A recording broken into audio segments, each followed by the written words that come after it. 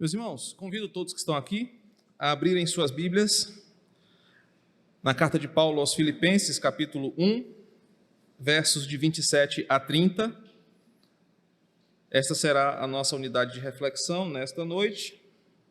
Filipenses, capítulo 1, versos de 27 a 30. Diz assim: acima de tudo, vivam de modo digno do Evangelho de Cristo, para que, ou indo até aí para vê-los, ou estando ausente, eu ouça a respeito de vocês, que estão firmes em um só espírito, como uma só alma, lutando juntos pela fé do Evangelho, e que em nada se sentem intimidados pelos adversários.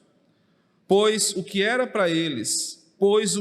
para eles é prova evidente de perdição, para vocês é sinal de salvação, e isto da parte de Deus. Porque vocês receberam a graça de sofrer por Cristo, e não somente de crer nele, pois vocês têm o mesmo combate que viram em mim, e que agora estão ouvindo que continuo a ter. Vamos orar. Espírito Santo, esse é o momento onde o Senhor fala à tua igreja, este é o teu ministério, é uma porção que cabe apenas ao Senhor. Conduz o instrumento que assume o púlpito, para que a tua voz seja ouvida pela tua igreja, e que saiamos daqui alimentados pela palavra que transforma o nosso interior, que a semente do Evangelho caia no solo do nosso coração, e num solo fértil esta palavra gere uma árvore frondosa de fé, porque precisamos do alimento que vem do alto, e assim oramos, crendo em nome de Jesus. Amém. Ó temporas, ó mores, ó tempora, ó mores, essa é uma simples e curta expressão, bradada pela primeira vez pelo tribuno romano Cícero, em pleno Senado. E essa pequena expressão parece refletir o sentimento que nós vivemos hoje, em pleno século XXI. Essa expressão latina, bradada por um político discursando a um grupo de senadores, pode ser traduzida assim: que tempos esses os nossos, e que costumes estamos vivendo. Essa frase refletia a inquietação de Cícero contra os vícios, violência, corrupção, imoralidade e toda uma série de comportamentos e atitudes deploráveis da Roma do seu tempo. Mas ela poderia ser repetida hoje por qualquer um de nós aqui, e ela iria expressar a mesma perplexidade com as coisas que nós estamos vivendo. Durante essa semana, a tomada da capital afegã pelo grupo extremista Talibã tornou-se um assunto mundial. Eu acho que a maioria das televisões, olhares das notícias, pareciam estar voltadas para as atrocidades, para toda aquela situação que envolveu aquele pedaço do mundo. E da mesma forma que a TV acompanhava o que estava acontecendo naquele país, o mundo também esperava uma resposta dos Estados Unidos e das nações do Ocidente diante daquilo tudo. Posso afirmar com certeza que o mundo parou nas notícias, vendo o desenrolar daquelas imagens, daquelas cenas, daquela situação. A imagem que talvez mais marcou essa semana e que resume, ainda que superficialmente, o que representa esse momento, é aquela de um bebê recém-nascido, sendo entregue por um pai e uma mãe afegã a um soldado britânico por cima de um muro, entre arames farpados, armas, gritos de desespero.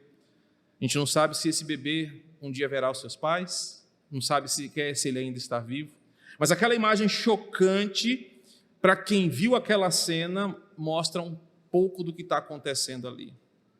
Não bastasse essa calamidade que nos deixa boquiabertos por ver a intolerância, por ver todo aquele ímpeto fanático por retomar um poder e colocar uma lei que é tão severa para toda uma população, ainda estamos incertos sobre o futuro desta pandemia. Você não sabe se a coisa vai melhorar, se vai voltar, você fica numa inquietação de saber o que vai acontecer amanhã, quais notícias apresentarão o jornal sobre esse risco iminente de uma nova variante, uma nova onda e por aí vai. Como complemento, o Brasil vive como um barril de pólvora político nas últimas semanas.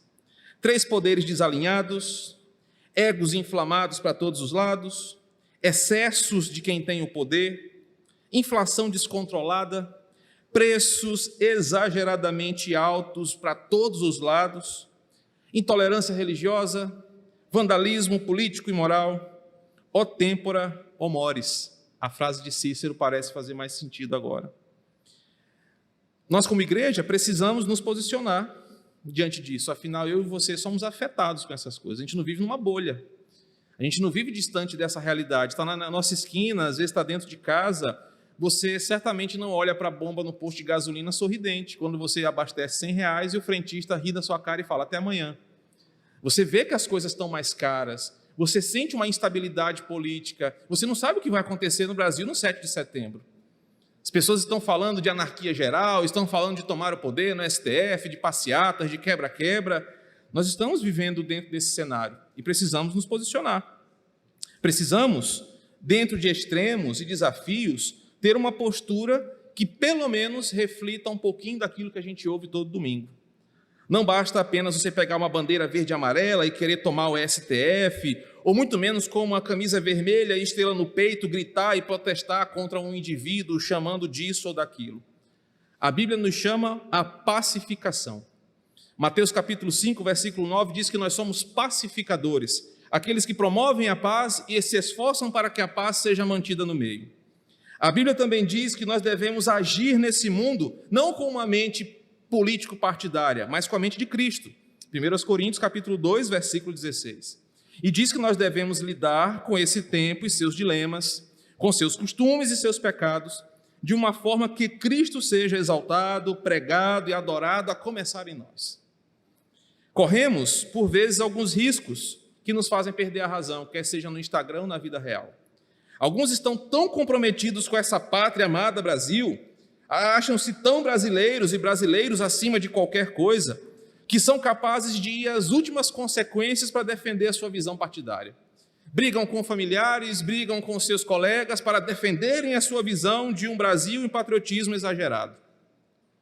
Outros ignoram tanto a sua responsabilidade cívica que não se importam com nada, não estão nem aí para coisa nenhuma, porque só querem saber do céu. Ainda existem aqueles que não sabem nem quem são levados por aquilo que está na mídia, só se preocupam em fazer aquilo que querem fazer no dia de hoje.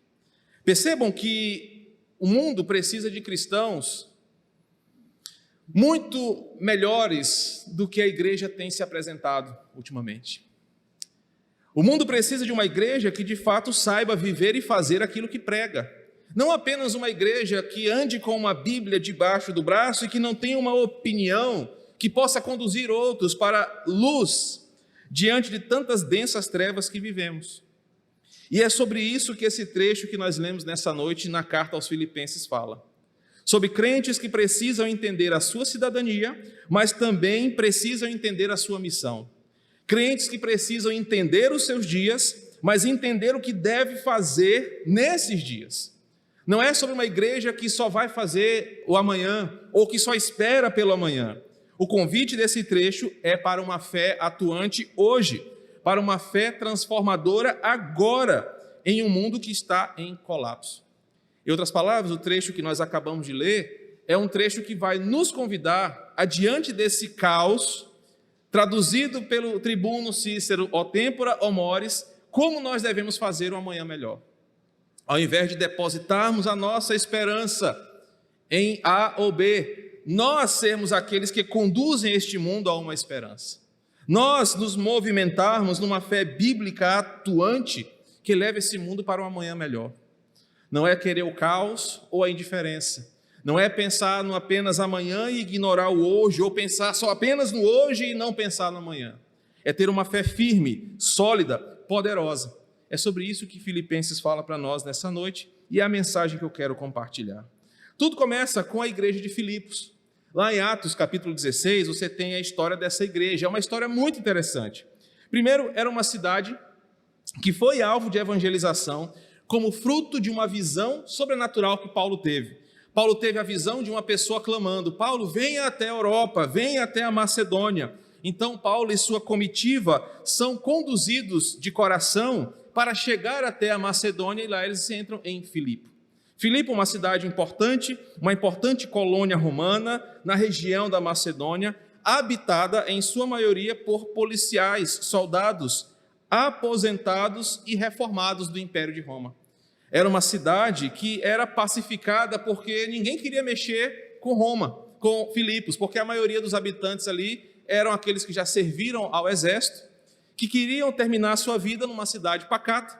Por isso era uma cidade amplamente habitada por militares, com um comércio muito produtivo.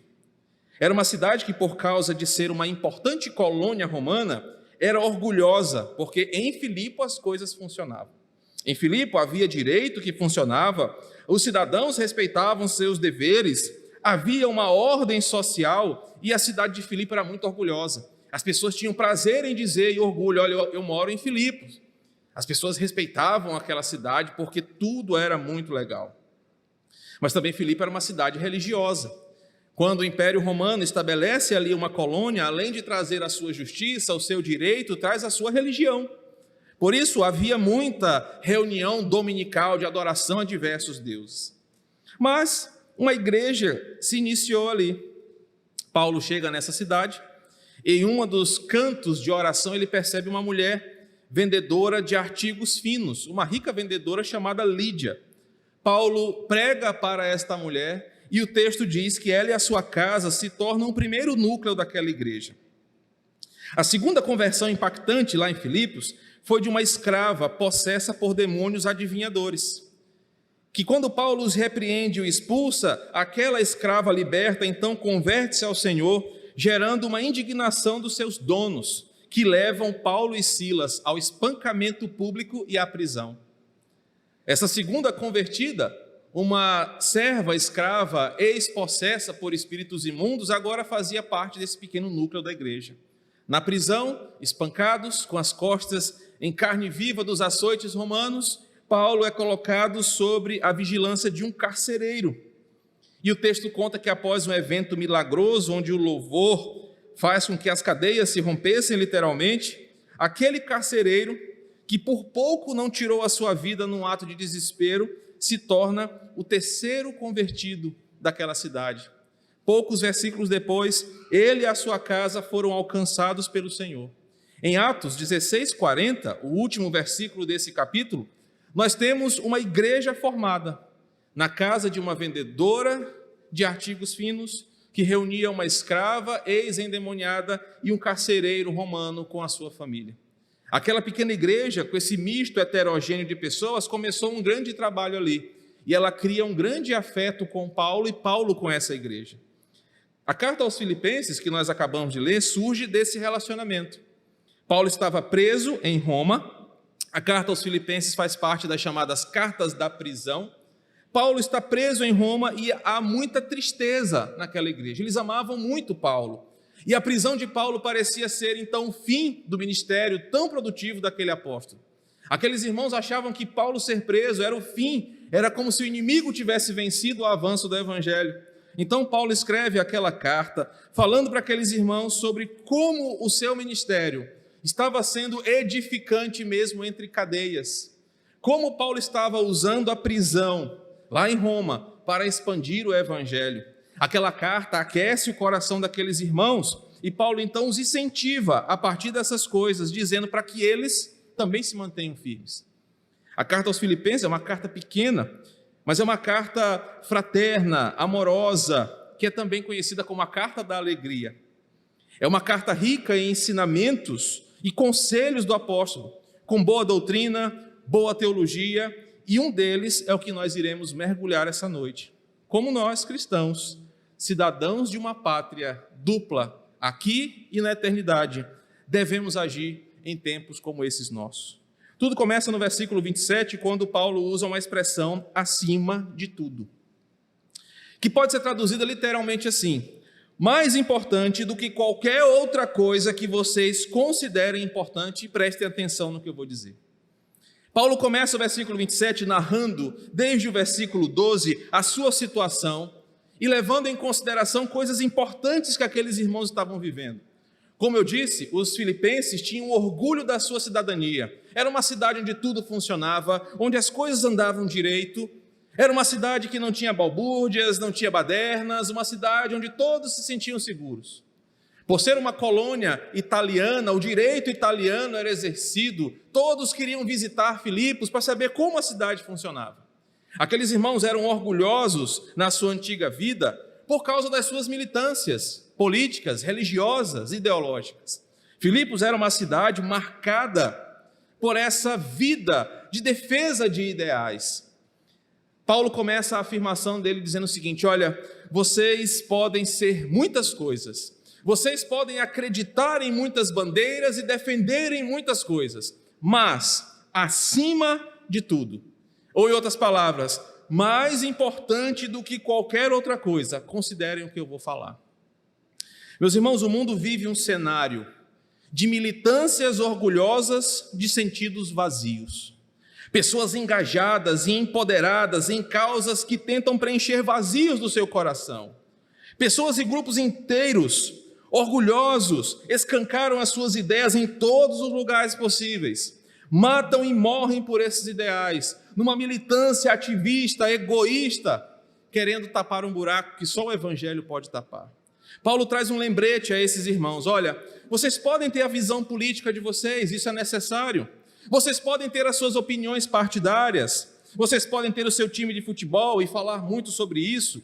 Você pode se orgulhar da sua família, do seu passado, da sua profissão, você pode fazer qualquer coisa, mas acima de tudo, o seu maior rótulo, o seu maior engajamento, a sua prioridade na sua vida deve ser Jesus Cristo, o fundamento da sua salvação.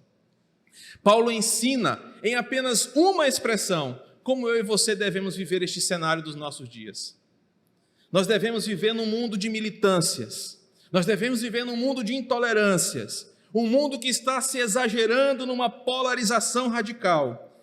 Acima de tudo, vivendo engajado na nossa maior militância, Jesus Cristo, o fundamento da nossa salvação.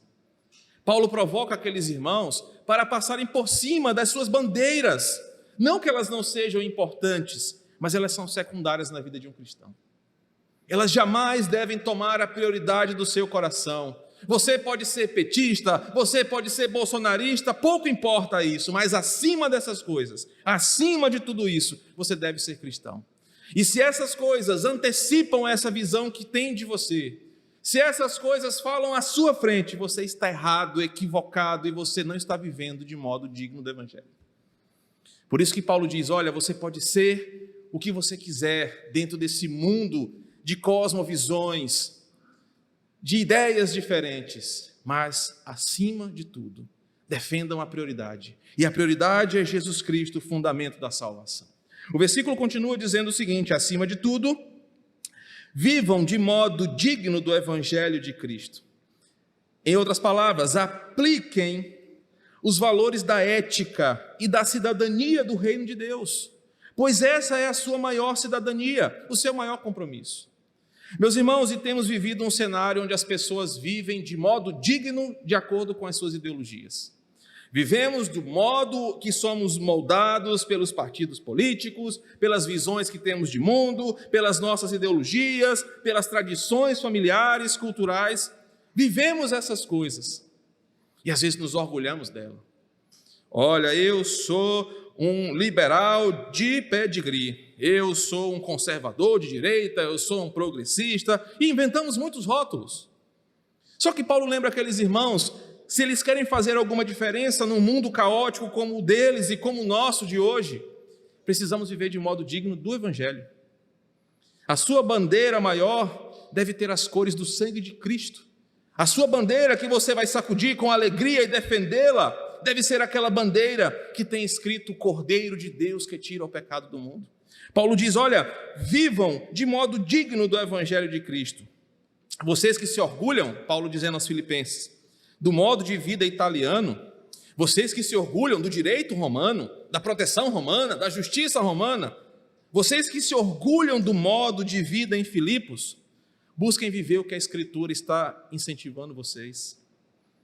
Essa era a forma de viver de modo digno do Evangelho, e não as causas e valores do mundo vigente. Paulo evoca aqueles irmãos a entenderem que eles estavam ali para viverem em uma missão, E a missão não era defender ideologias, mas era propagar a fé evangélica. Então Paulo diz, olha, eu quero que vocês vivam de modo digno, porque é esse modo que vai fazer diferença, é esse modo de vida que vai mudar a sociedade.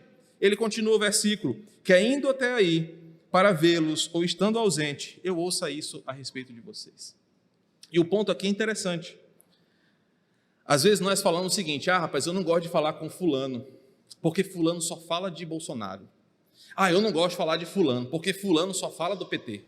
Eu não gosto de falar de fulano, porque fulano só fala disso, aquilo, outro. As pessoas conhecem você pelo que sai dos seus lábios, uma vez que a Bíblia disse que a boca fala do que está cheio o coração.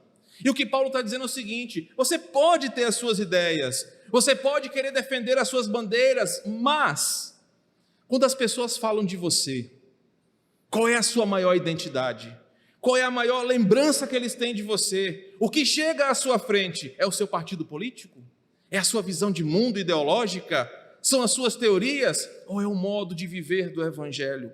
Paulo diz, olha, eu quero tanto que ou eu estando aí, ou eu não estando tão perto, quando falarem da igreja de Filipenses, as pessoas falem, ali vivem crentes de modo digno do Evangelho.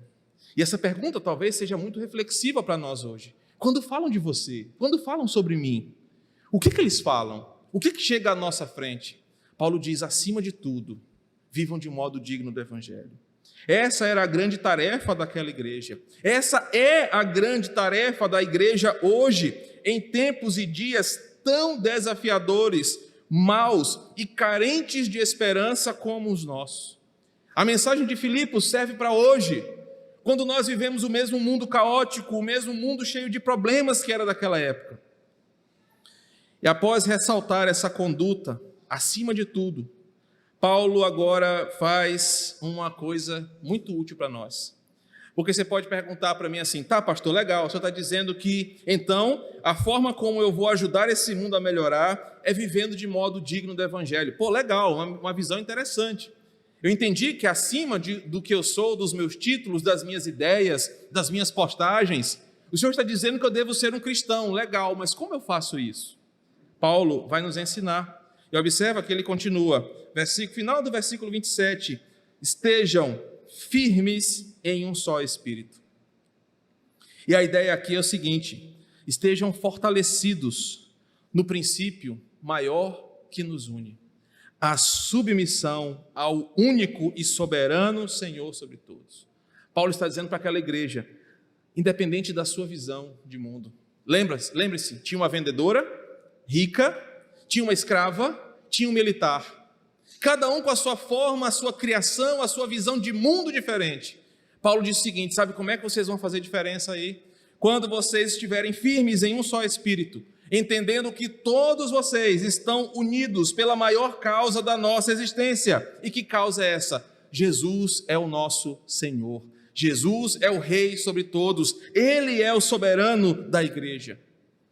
E essa é a mensagem que todos os cristãos deveriam levar, abandonando a idolatria política, destronando seus corações ídolos que construíram, levando apenas uma única mensagem, o meu compromisso maior é com o Senhor. Ele é o Senhor da minha vida, Ele governa o meu destino, Ele me leva para onde Ele quer, eu vivo e morro por Ele. Cristãos serão de fato mais relevantes nesse mundo fragmentado, quando mostrarem todos os dias que seu compromisso único e maior é com Cristo e não com líderes, partidos ou grupos como temos vivido hoje. Por que tem havido tanta discórdia na igreja? É um problema que Paulo vai tratar nesta carta e lá em Éfeso. Porque as pessoas estão degladiando entre si por causa de coisas secundárias. Estão com seus corações presos e debatem entre si porque não estão firmes em um só espírito, submissos a Cristo. O apelo de Paulo é, sabe como é que a igreja vai fazer diferença? Enquanto uns estão se matando por A e por B, e brigando por isso e aquilo outro, a igreja de Cristo entender, sobre nós, quem reina é o Senhor. Ele nos conduz, Ele é a nossa maior referência, é a Ele que nós amamos, nós não nos dobramos a César. Um detalhe importante que Filipos se orgulhava da religião de adoração a César. Paulo ensina aqui o oposto. Fiquem firmes no Senhor, e assim vocês vão mostrar fidelidade. Ele diz ainda no versículo 27, que além de firmes em um só espírito, eles precisavam viver como uma só alma. E a ideia aqui é pensando concordemente, sentindo as mesmas afeições uns pelos outros, sentindo o mesmo, cuidando uns dos outros, edificando uns aos outros, aconselhando uns aos outros. Uma das coisas que o cenário dos nossos dias tem feito no meio da igreja é que igrejas, cristãos, irmãos não pensam concordemente. Eu não consigo tolerar que o meu irmão tenha um discurso diferente de mim. Se o meu irmão fala A e eu não concordo, ao invés de buscar a pacificação, a qual eu sou chamado para exercer, eu prefiro ofender, brigar, impor a minha visão de mundo. E é por isso que nós estamos assim, dentro da mesma igreja, cristãos brigando por causa de visão política, dentro da igreja, irmãos não concordando que o que nos une é o Senhor, e deixam de se falar, e zombam uns dos outros, pastores que se envolvem por brigas políticas, mas não pregam o evangelho. O que Paulo está dizendo é, olha, pensem concordemente, pensem uns com os outros, sintam o amor de um para com os outros, porque lá fora o que prevalece é a intolerância, é o escárnio, o que lá fora prevalece é a humilhação, mas não, dentro da casa do Senhor, cristãos devem pensar como uma só alma, e olhando para Cristo. O texto continua porque Paulo diz que nós devemos lutar juntos pela fé do Evangelho. E mesmo tendo uma origem tão diversificada como uma igreja como a nossa, os crentes são convidados a unirem seus esforços pela causa mais importante das suas vidas. Nós precisamos pregar o Evangelho Redentor de Cristo. Às vezes você tem o seu jeito, não, pastor, lá em casa eu não oro sem camisa, porque eu acho que é uma ofensa para Deus eu orar sem camisa. Ou não, pastor, o que é isso? Orar de olho aberto? Não pode, eu aprendi que eu tenho que orar de olho fechado e de joelho. Essas questões periféricas, elas sempre existem entre nós e vão existir. Há no Evangelho questões que são cardeais, essenciais, os dogmas da fé, há aquelas questões que são secundárias e há as questões que são adiáforas. Essas elas podem ser deixadas de lado e podemos conviver com essa diferença.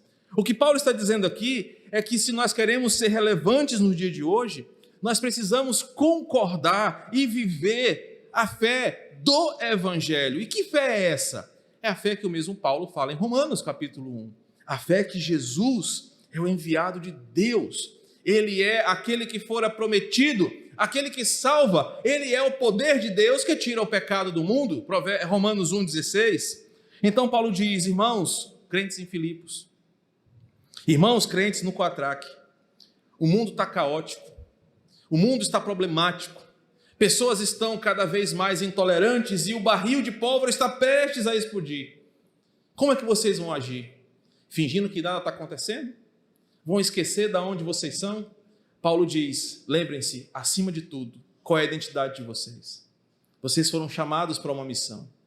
Como fazemos isso? Ele diz, comecem firmes em um só Espírito. Quem é o Senhor da sua vida?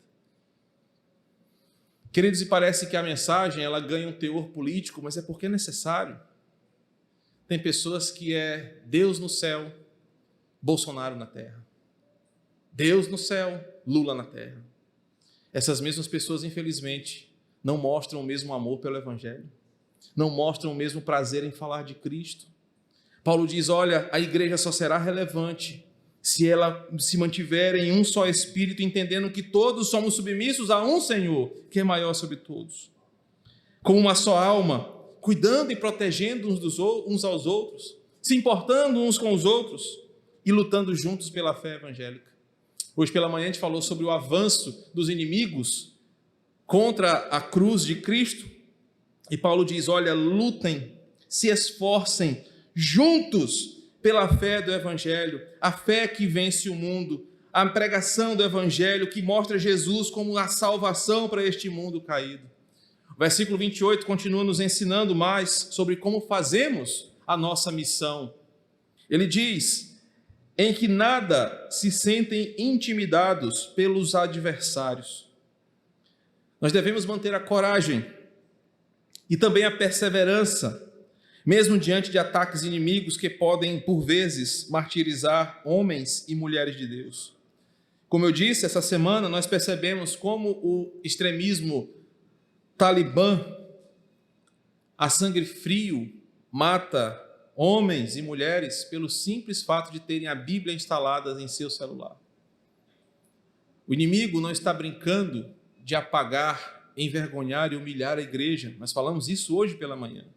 Mas Paulo diz o seguinte: mesmo que a igreja aparentemente esteja perdendo, mesmo quando cristãos estão sendo executados, mesmo quando o mundo parece se levantar sobre a igreja, nós devemos manter firmes a nossa confissão.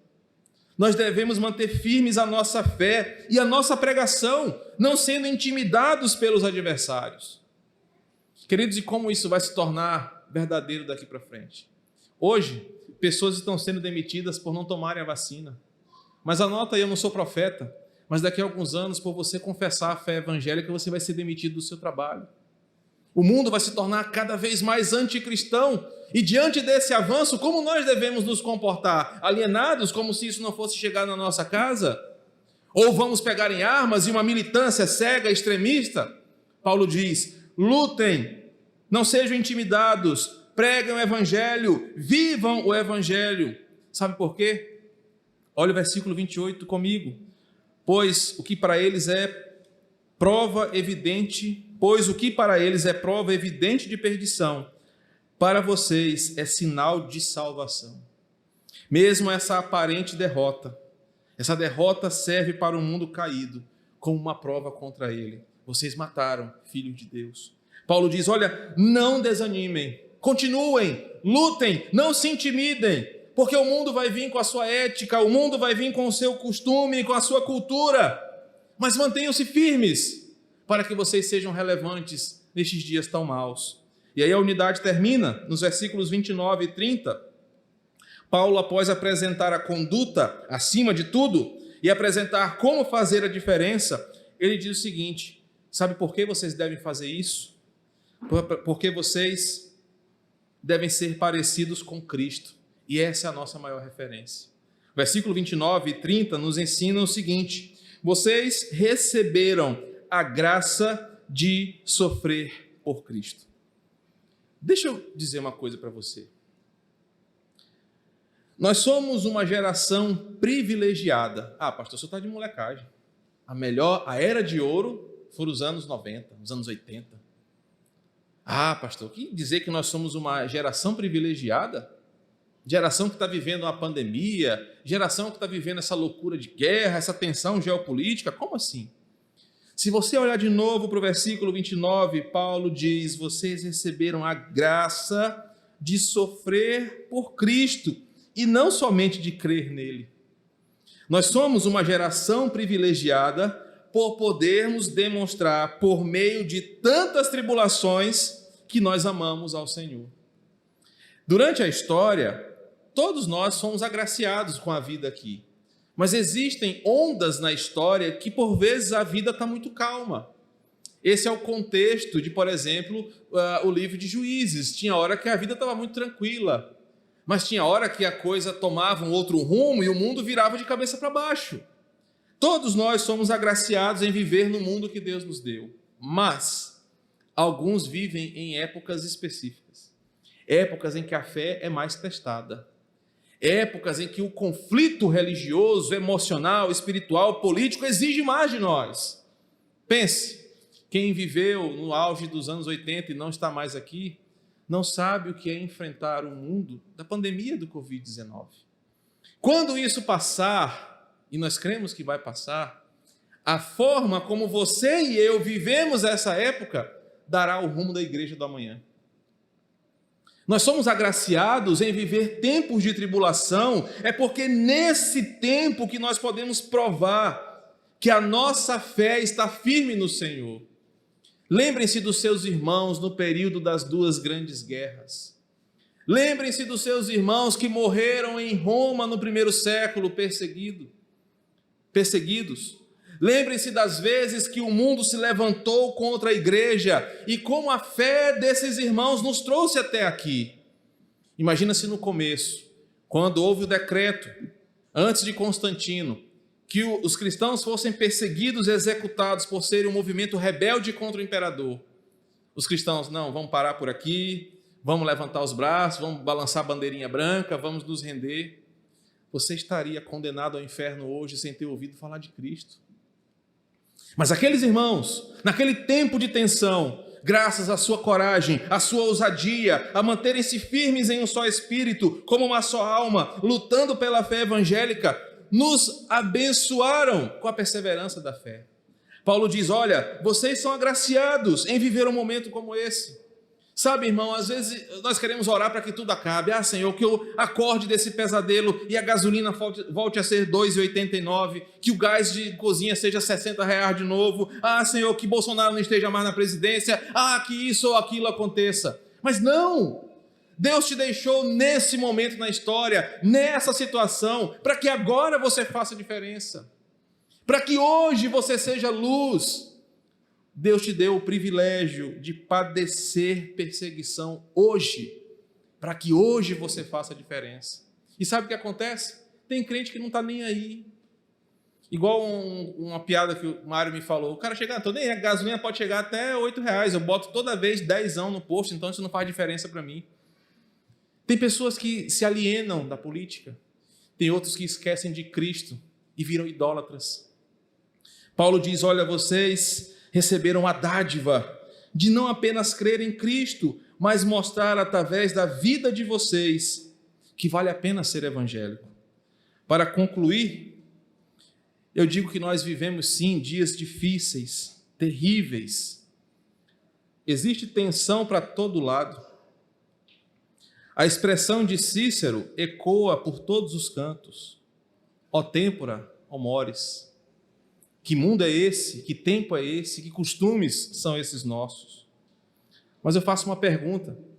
Como podemos viver e continuar sendo sal e luz? Fingindo que somos crentes? Não, eu sou crente, mas é só domingo. Na hora que eu vou para a igreja, eu não vou para a igreja católica, eu vou para a igreja de crente. Mas na semana não mexe no meu presidente. Como é que você vai exercer a sua cidadania real, a sua fé, a sua lucidez e o seu testemunho? Como essas coisas podem ser entrelaçadas? Como amanhã, na hora que você pegar o seu carro, a sua moto ou o seu ônibus para ir para o trabalho e ligar o jornal de manhã cedo e ver que o final de semana foi catastrófico no mundo, gente morrendo de Covid, gente morrendo em ameaça terrorista, como é que você vai fazer diferença? Paulo diz, acima de tudo, lembrem-se quem vocês são. Vivam de modo digno do Evangelho. Essa deve ser a sua maior meta enquanto você viver nessa terra. Eu não quero viver de modo digno apenas da minha visão político-partidária. Eu quero viver de modo digno para o Evangelho. Sejam submissos a Cristo, amando uns aos outros, dedicando-se ao máximo para levar a mensagem da cruz, sem se intimidar com o mundo que se levanta contra você. Mesmo que você se torne um mártir, versículo 30, pois vocês têm o mesmo combate que viram em mim e que agora estão ouvindo que continuo a ter. Mesmo que por causa do Evangelho você seja jogado numa masmorra, como Paulo foi por 2 vezes, uma delas que o levou à execução. Se você viver de modo digno do Evangelho, você terá feito um bom trabalho aqui. Nós temos uma graça derramada sobre nós, a de deixarmos registrado na história, nesse momento tão delicado que vivemos, que nós, durante toda essa tempestade política, sanitária, ideológica, nós nos mantivemos puros, atuantes, fiéis ao Senhor, sendo uma voz sensata nesse mundo de insensatez. Somos privilegiados por deixar registrado na história como nós agimos e como nós nos mantivemos firmes nesse mundo. Deus te chamou para hoje. Deus quer uma resposta de você hoje. Deus quer que você saia desta cadeira hoje e vá viver a sua vida amanhã, lembrando disso. Acima de tudo, eu devo viver de modo digno do Evangelho. Acima de todas as coisas, eu sou um cristão e amo ao Senhor e vou levar esta mensagem onde quer que eu esteja. Eu vou levar esta mensagem de esperança, de sensatez, de equilíbrio para este mundo caído. Paulo diz aos Filipos: vivam de modo digno. Eu digo hoje, meus irmãos, os dias são maus. Viveremos ainda tensões piores do que essa que temos vivido até aqui. Mas podemos fazer diferente. As gerações futuras podem lembrar de nós como aqueles que perseveraram, mantiveram firme a sua confissão, amaram ao Senhor até o último momento. Não perca essa oportunidade. Que não percamos essa oportunidade. Sejamos sempre sal e luz nas mãos do Senhor. Vamos orar? Pai querido, obrigado, Senhor, pela convocação que o Teu Evangelho faz para nós, Tua igreja, hoje. Diante de um cenário tão difícil que estamos vivendo, pessoas deixando que a insensatez tome conta dos seus corações e das suas mentes. Nós somos chamados para iluminar as trevas densas da alma deste mundo caído. E é através do nosso testemunho, da pregação da Tua palavra, de uma vida dedicada a Ti, que faremos isso. Não existe outra maneira. Devemos viver acima de tudo, um modo digno do Evangelho. É amando ao Senhor não apenas de palavras, mas amando ao Senhor de verdade. Vivendo para o Senhor no nosso trabalho, no nosso estudo, na nossa família. Deus é lutando pela igreja. Por vezes lutamos por sindicatos, por grupos, por empresas, por tantas coisas, mas não temos a mesma voracidade para lutar pela Tua igreja.